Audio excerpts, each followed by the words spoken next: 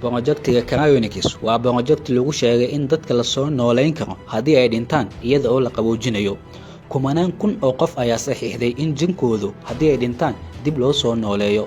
Waxa ayna bixiyaan si ay uga qayb qaataan dib u soo nooleyntan $200,000. Marka loo eego diinta Islaamkuna, projectigani waa mid khuraafi iyo been abuur ah.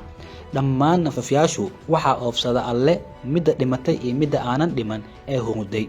wuxuuna Alle hayaa nafta uu geerida uu ku xukumay, midda aanan weli geerida lagu xukumin ee noolna nafteedu waa uu soo diraa ilaa muddo cayiman ee nolol ah. Arrintaasina waxay aayad ugu sugan tahay cid waliba ee fakaraysa suuradda Zumur aayadda 41.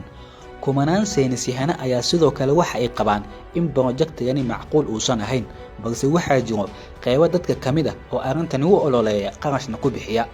sida caadada noo ahaydna haddii aad isleedahay wax badan ayaad ka faa'iidi doontaa muuqaalada noocan oo kale ah si aan u soo badano macluumaadka aanan weli la maqlin. Like saaro, mahadsanid. Projectigani Cryonics waa project ku dhisan fikradda haddii qof dhintay saacado gudahooda meydkiisa la helo si unugyada jinkiisuna xinjin aysan u noqon, waxaa la duraa maadada heparin, waxayna ka caawisaa qofka in dhiiggiisu dareero uu ahaado. Sidoo kalena waxaa qofka la dhex dhigaa baraf qabow dhexdiisa, kadibna qofku waxaa la duraa -50 glycerol ah. dhacdooyinkani maadaama teknigooda oo dhammaystiran aanan kuu soo gudbin karin, maado walba waxay leedahay waqti iyo saacad loogu talagalay.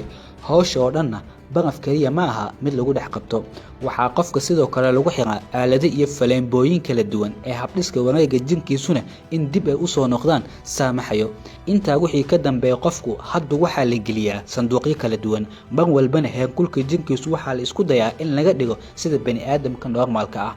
heerkulku mar walba uu imaado 40 darajo, qofku waxaa la geliyaa sanduuq dareere nitrogen ah. hawshuna maalin walba sidana ayay ku socotaa. dadka oo dhanna waxa ay sugayaan maalinta dadkani la qaboojiyay dib ay u soo noolaan doonaan.